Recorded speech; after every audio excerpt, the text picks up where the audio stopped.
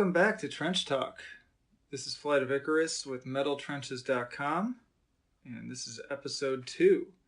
I want to tell you right off the bat, I've been really appreciating those of you who've been giving us feedback, both positive and negative.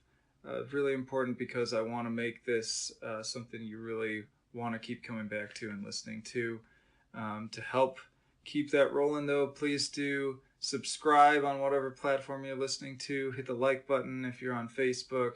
Hit us up with a comment. Come to our social media, Facebook, Twitter, Instagram, Vero, what have you. We also have a email notification list that you can get on. There's a lot of different ways you can interface with us at this point.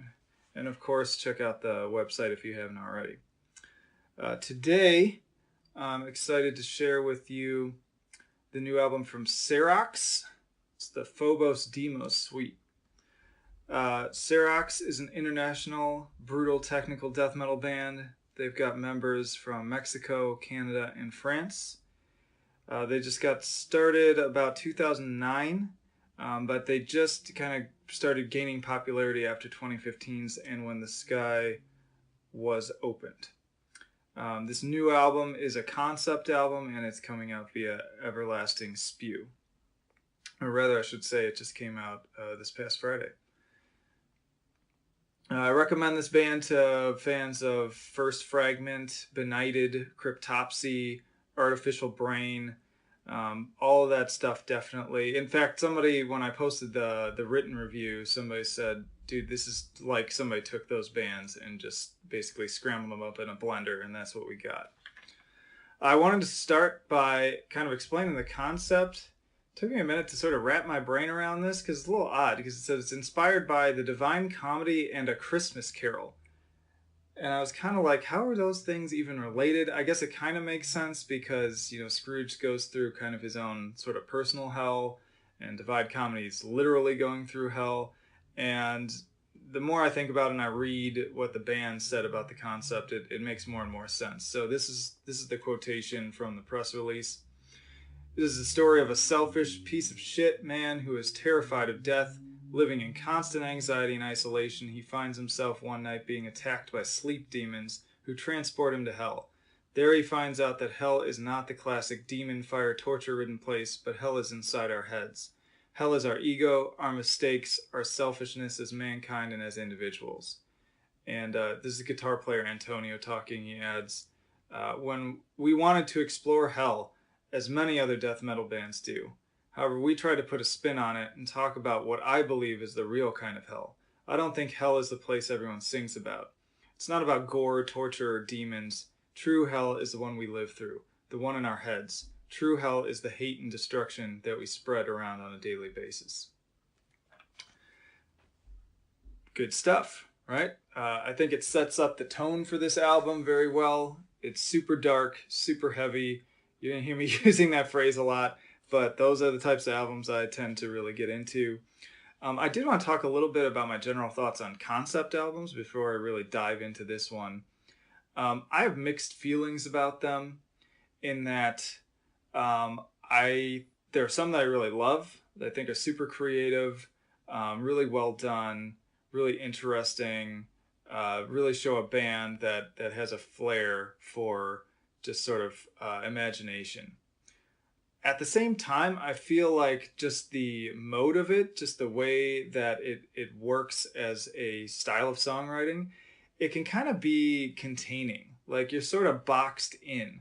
And I hear albums sometimes where both the album as a whole and also the songs themselves start to feel like, again, you've got your concept in your head, and now you're inside this box, and your songs and your album can't go outside of that box. And so, again, I feel like you get sort of backed into a corner sometimes where you're trying too hard to make everything fit into your concept, whereas I want it to be focused on the music. The other element of it I don't like is that if you know a ton about it already, then you've already got a preconceived notion of what the song is about. And I don't really like that. I like to be able to let the song kind of mean whatever it means at that point in my life, and just at that moment that I'm listening to it, It's going to catch me in different ways, on different days, in different moods. And especially when I come back and listen to stuff I haven't listened to in a couple of years, I may have a completely different take on it because I'm a different person. And so when I have the concept too much in my head already, especially more on like a song by song basis, it can irritate me on some level because I feel like it's taking away my ability to just sort of go with it.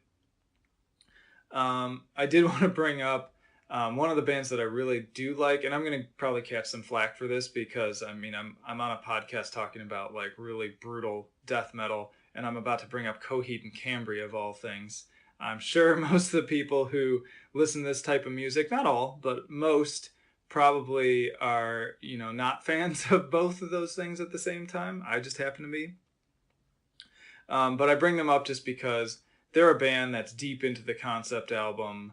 They have comic books that go along with the albums. Each song is literally kind of telling a chapter of the story. And I highly recommend their new album just came out, and it's really good. It's probably the best thing they've written since the original 4 album run that they did on the Amory Wars concept. But it's going to turn some people off because singer's got a really high-pitched voice, and they're kind of poppy at times, even though they've got some heavier progressive rock sections. And I fell into that category originally too. Not to go on too long of a tangent, but I remember when my friend first played them for me, I was kind of like, what is this garbage? Like, this is whiny, poppy nonsense. I don't want to listen to this. And he looked at me and he's like, are you kidding me? This is like our generation's Rush. And that really resonated with me because the more I thought about it, the more that made sense. Because what is Rush? Rush is a bunch of kind of nerdy dudes who are really into fantasy and sci-fi, and they play progressive rock, and their singer has a high-pitched voice. And that exact same description could apply to Coheed and Cambria. So anyways, that's my thought on concept albums. That's one of the reasons why I didn't dig too deep. I didn't want to go song by song on this one. I'm not sure if it was even intended that way. I just sort of read the initial concept, was like, hey, that's cool, and just went with it. But feel free to dig more into it as you please. Another thing I wanted to mention is the album art. I cannot say enough about having good album art. And I'm not... I try not to judge a book by its cover because I've come across plenty of albums that, quite frankly, had really shitty album art and ended up being really good albums. I'm picturing a few of them off the top of my head and did not think much of them going in and was just completely blown away. So it's not everything, but when you think about it, it's the first thing that people are going to see when they look at your album. And that can be a make or break moment right there of whether or not somebody is intrigued enough by what they're seeing to want to check it out. And this was definitely an album cover that did that for me. I looked at this and was like, ooh, what is that? That looks good. The 2015 album just kind of had this sort of rough, purpley, kind of fragmented color palette on it. Not a terrible album cover, but not something that really drew me in. This one, I'm not great with art periods. It's been a long time since I really looked into that, but it's got kind of sort of a Renaissance sort of looking painting on this new cover, and it's this guy standing in kind of a dark background, but everything's sort of melting. If you've ever played, I can't remember the name of that video game, but the one with all the paintings and you're kind of going around solving puzzles. And then there's also Amnesia: The Dark Descent. It's got that effect where the paintings they're really nice, but then they start melting, and this guy's face and head are kind of like melting down the panel. So really cool. Definitely made me want to listen to it, and God, I was glad that I did, because this album is just totally awesome. I start working on my year-end lists basically all year round because I don't want to be in a situation where come December I have to mine through dozens and dozens of albums and have to like figure out on the spot what are my top picks going to be. And mind you, that this is me. I don't even do a top 10. Like, I do a top 30. I do a top 10 for each category, and I split the year into 2 halves too. That said, since the last set I did back in, it was I think around June or July, I'm already full. And I was full by the time this album promo came around, but it was just something I listened to, and immediately I was like, well, something needs to come off. Something I love on that list already that I really wanted to be on there is just going to have to go, because this puppy is just, it needs to be paid attention to. And it totally deserves it. Right off the bat, like, it's so brutal, super technical, super fast, and honestly, that would have been enough. Like, they could have just stuck with that the whole album, and I would have been totally happy. I would have still given this thing a really high score. It sets it up that it's kind of a little bit more straightforward. It's kind of simple tech death along the lines of, I shouldn't say simple, but uh, kind of straightforward, like Dying Fetus kind of style. But they really pull out the rug from under you around the song Thanatophobia, and that's when these progressive elements start seeping into the music. And I heard that song, and it's like my favorite song in the album, and I was just blown away. I was laughing because it reminds me of This Is Spinal Tap, how, they were already at 10 from the very beginning, and when they hit this track, they just turn it up to 11. You didn't think it could get any better, but it does. And so the composition of this song is a lot more kind of all over the place. There's more textures. There's less of kind of a verse chorus verse structure. Things really kind of move along, and the songwriting shifts and goes through a lot of changes. And at the same time, there's still this great opening hook that's like this da da da da da da da da da da da da. Dun, dun, da, da, da, da, da, da, da, da, da, da, da. And, that sounds terrible, but I'll play the actual clip for you.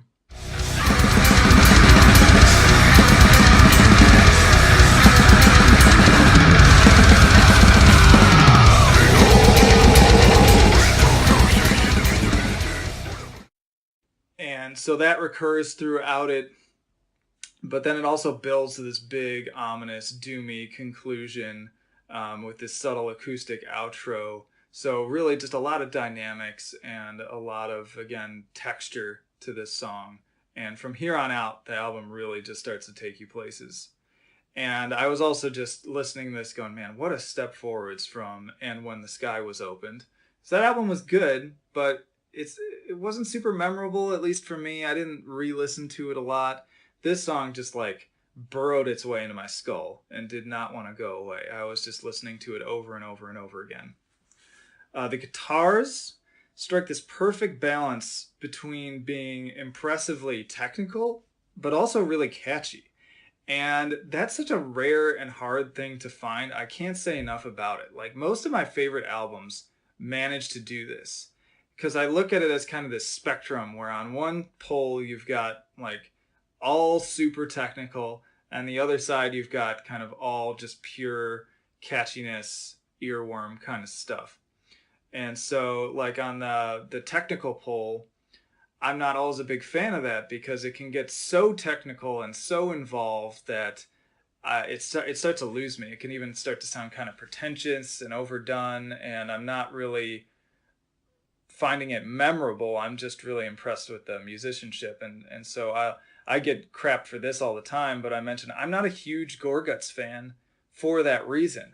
I respect them massively as musicians, because I think they're some of the best out there, and they play the hell out of their instruments. But at the same time, their composition can get so kind of convoluted that it just becomes this muddled mass in my head, and I start to lose interest. And then on the other end of the spectrum, you have bands that are fun to listen to and super catchy, even though they're still really heavy, but they're not all that like technical. They're not really bringing anything new to the game. There's nothing super exciting about them. And so that's a problem too. And so that's where Serocs just totally nails it. They are right in the middle, right smack dab where they need to be, where the guitar hooks particularly, really everything though, is just spot on. It's fun, it's catchy, and it's insanely technical at the same time. And I just live for that middle ground. I mean, now I'm thinking about maybe it's more of a Venn diagram where they're right in that like middle sector, right where they want to be. But either way, Serocs totally nails it on that level. Great example of this is the song Nihilus. And at around the minute 15 mark, there's this amazing shift to this chugging, alternating kind of melodic death metal hook. And I just eat this thing up. Like it's one of those moments where it's just instant gratification. I'm just sitting there going like, oh yeah, I can almost feel the dopamine releasing into my system. And it's amidst these more kind of chaotic parts, but then things will happen, and all of a sudden, boom, we're back in this really kind of earworm hook that's just pulling me along this song.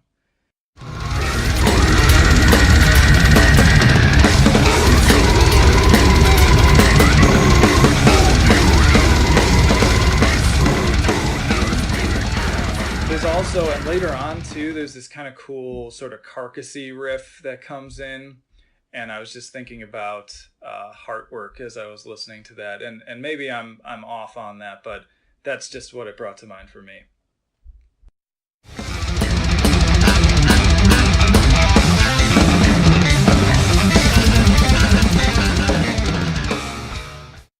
There's also this really cool groovy start-stop riff on Remnants that kicks things off. It's like da-da-na, da-na-na, da-na-na. It's got this awesome kind of syncopated motion to it. If you've ever listened to a song that kind of makes your head like snap side to side instead of doing traditional, head banging, this is one of those songs. Every time I listen to it, I'm just like snapping back and forth to that riff.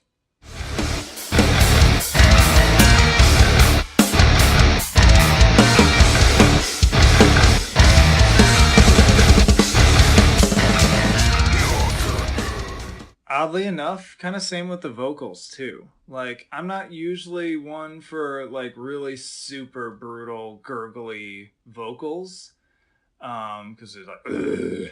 But something about them here just works so well, and I'm just in it. Like, I'm totally bought in. Something about how it gels with the rest of the music, how it's all put together, it just works for me. Kind of reminds me a little bit of Wormed. Now, Wormed are more like super speed blast beat, to the next level, but just the quality of that gurgle and in this deep growl still reminds me of Wormed, which, by the way, if you haven't checked them out, another great band you should be listening to.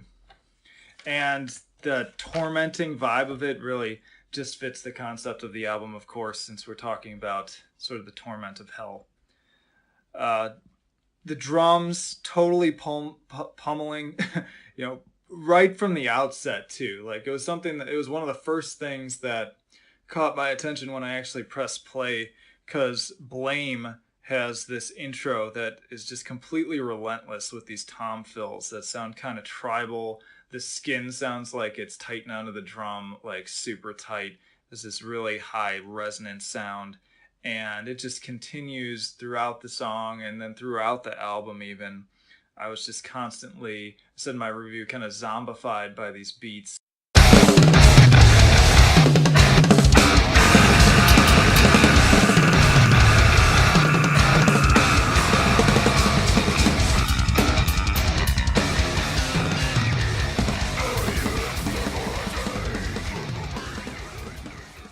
Because there's a certain like hypnotic, pleasantly almost droning quality that kicks in after a while, despite the fact that it's this like high velocity, really just hard hitting music.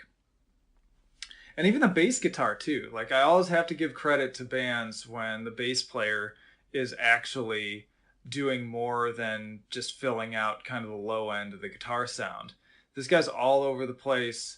I know I keep throwing out like Gorguts and Artificial Brain, but those are bands where the bass player like really adds something extra to the music, and you can really hear it. You can hear all the things they're doing, and it's the same thing on the Phobos Demos suite. This guy is just killing it. Totally just, oh man, I'm so impressed with all these guys. They're all incredible players, and they all just work together so well. Another cool moment, there's a little interlude called Lathe, and it's super quiet and kind of serene and peaceful, And what I thought was cool about it, because it's the only interlude on the whole album, but it provides this perfect counterpoint to the rest of the album. Because without it, it's just this kind of pummeling, berating beast. And I've listened to albums like that where it runs the risk of it starts to lose its impact after a while because you kind of get desensitized to it. But because they threw this little interlude in, it's kind of a moment where you pause and you're like, holy shit, this album is fucking nuts compared to this moment. Like, I had to take a moment to stop and recognize that normally things are a lot quieter than this. And then when it kicks back up again in the next song, you're just off to the races again. So it's a really smart point, and they don't overdo it because some albums kind of just throw interludes here and there and kind of everywhere. But here it's just this one perfect kind of calm eye of the storm that allows this perfect contrast with the otherwise just abrasive intensity of it. The whole thing is ultimately capped off by the track Demos, which is over 11 minutes long. Now, if you've read my reviews or you started reading my reviews, you may have noticed that I complain a lot about needlessly long songs.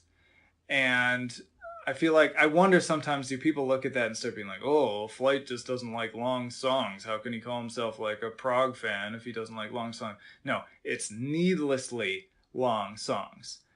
I feel like bands fall into two categories on this. The one that I'm talking about where it's needlessly long is it feels like the songwriting process was the band got together and goes, we need to write a 20-minute song, and so that's what we're going to do. And then they try to fit the song into that 20 minutes. And oftentimes that leads to repetition after repetition. You're hearing the same thing over and over again. It gets boring. And it just doesn't feel genuine, too. Like, I can usually tell when that sort of thing is happening. Now, contrast that with a band like Opeth, where I feel like the songwriting process is, okay, we're going to write a song, and it's going to be as long as it has to be. If it ends up being 3 minutes, fuck it, it's 3 minutes. But if it ends up being 15 minutes, that's cool too. It's going to be a kick-ass song either way. And it's all about the music.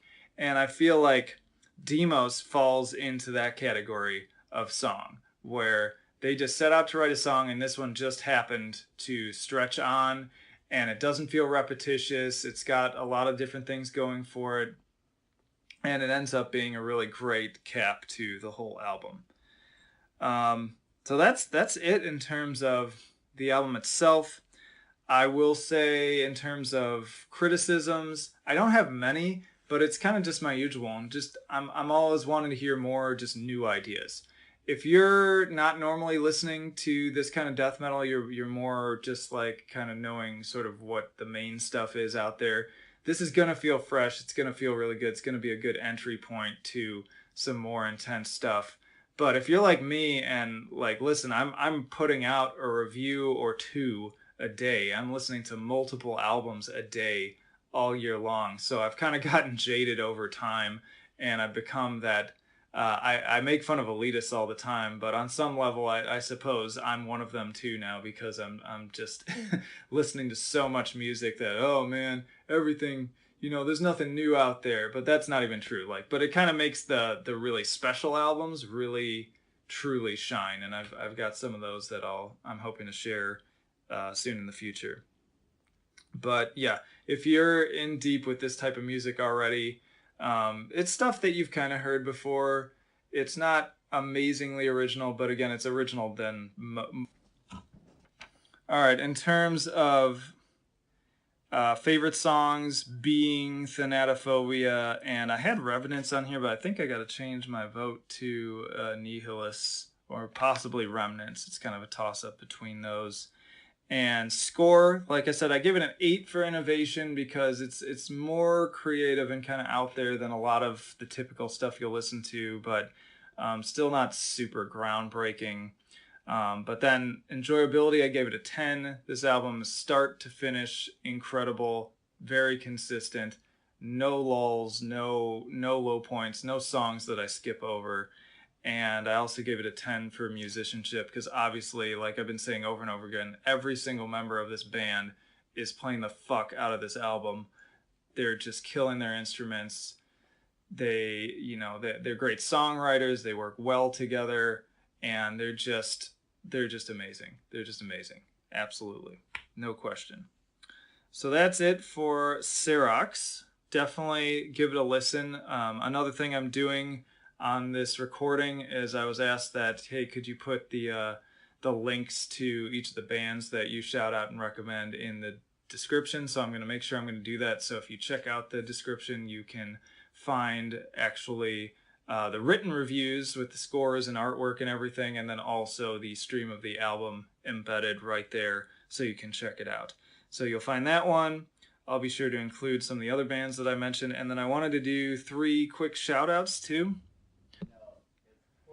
Alright, so first up we've got Euclid C Finder. This is a one-man grind and mathcore project out of Maryland. They just released, or he rather, just released his self-titled EP of the same name. Just add an exclamation point on the end.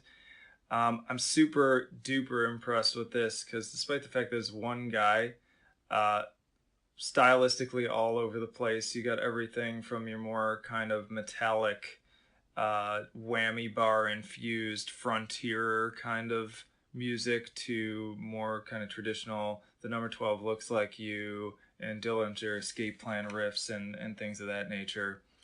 Also, it's only 12 minutes long, but I swear to you, this is like the most compact, consistent 12 minutes of music you will listen to.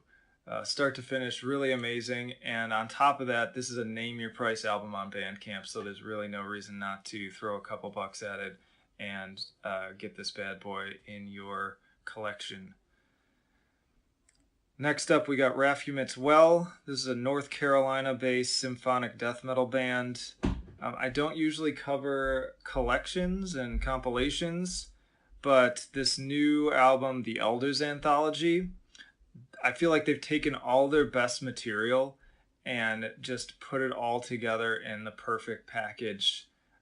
My only real issue with this band has been some inconsistency with some of their more recent albums. You'll get some really amazing, fantastic songs, and then you'll get some kind of mediocre, not terrible, not really bad, but just kind of okay songs. And so I feel like this is the best representation of just what they're capable of. And it also doesn't feel like a compilation. It just feels like a really solid album, and it flows really well. So if you're into bands like Septic Flesh and Dimmu Borgir and like that really just epic, symphonic, heavy sound, do yourself a favor and pick up the Elders Anthology. And then last but not least, I mentioned Cryptopsy a little bit of a while ago, and they also have a new EP out. This is a Canadian tech death band. They've been gaining ground for many years now, to the point where you can kind of mention them in the same breath with bigger bands like Dying Fetus. They've kind of pulled themselves up out of the underground largely, and they just put out part 2 of the Tomb of Suffering or Tome of Suffering, and 4 songs. Every single song is a bloodbath. They're super fast, super technical, super brutal. Just the heaviest shit you will listen to. Really fantastic, really consistent. I know I keep using that word, but it's one of my favorite words because there's nothing I like better than an album that is super duper consistent. So yeah, and if you like part 2, then I highly recommend backtracking to part 1. I did a review on that in like 2015, so I guess it's been like a 3-year gap between these 2 EPs, but it's been worth it because quality over quantity. I mean, they just keep putting out just badass songs, and in the digital age, it kind of makes sense. Like, why rush out a full length where you've got, again, some kind of like songs on it when you can just take your time and put out short releases that are 100% quality and exactly what you want to put out there. Yeah, just definitely pick that up. Really amazing. And that was going to be it, but as I was talking about that and thinking about quality over quantity, another band you should check out, Malthusian. I was introduced to these guys back in like 2013, 2014. They're, uh, they're based out of Ireland, if I'm not mistaken, and they're this like really murky, I don't even know how to describe it. Like if you like bands like Portal and Abyssal, and it's just that really kind of vacuous, uh, portal to hell kind of black and death metal, with heavy leanings on the black metal orientation. It actually has the drummer from Altar of Plagues. And man, this band is awesome. And they had only put out 2 EPs, but they were really great. And then just a month or so ago, they finally dropped their first full length album. And I wasn't prepared for this because it just came off the top of my head. So I'm forgetting, I think it's Across Deaths is the name of the album. Something along those lines. And that one's on Bandcamp as well, but it's Malthusian, Malthusian. I ended up buying that one. I got the CD for like $7 plus shipping on Dark Descent, I think, because they had a promo running. So that was definitely cool. Yeah. So that will conclude episode 2. Thanks again for listening. Really appreciate all the support. Again, hit like, hit subscribe. Follow us at all of our social media pages, get on the email newsletter. There's a lot of different ways to kind of keep up with us and follow us right now. Definitely keep visiting the page, trying to expand the audience. And again, check out the Patreon. I won't be insulted if you're giving like $1. Like, I know I've had misgivings about doing that because I'm like, oh, that's kind of insulting to like give less than at least $5 or $10. It's like, no, like, because the fact of the matter is, if enough people just gave $1 a month, like that adds up quickly when we've got, the number of followers that we do on Facebook and whatnot. If everyone we had on Facebook gave $1 a month, that's over $2,000 a month that we could put back into, technology upgrades, better microphones so you can have better sound quality, maybe looking into video, just keeping up with expenses, and also, again, being real. Like I've got my career on the side, I got my family. I don't expect to get rich from this, but it would be nice to kind of justify the time that I put into it, for my family to understand, like, why are you paying attention to this instead of us? Well, because I'm bringing home some extra income for that. So that'd be great. But ultimately, as always, my most important goal here is to get you to listen to these bands and buy these freaking albums, because the bands deserve it. They deserve the recognition. They deserve to get paid for the hard work that they do. And they don't get that enough, especially when it comes to metal. So thank you for listening. Really appreciate your continued support. And put up the horns, bang your head, and listen to some fucking heavy music. And I will see you again next time.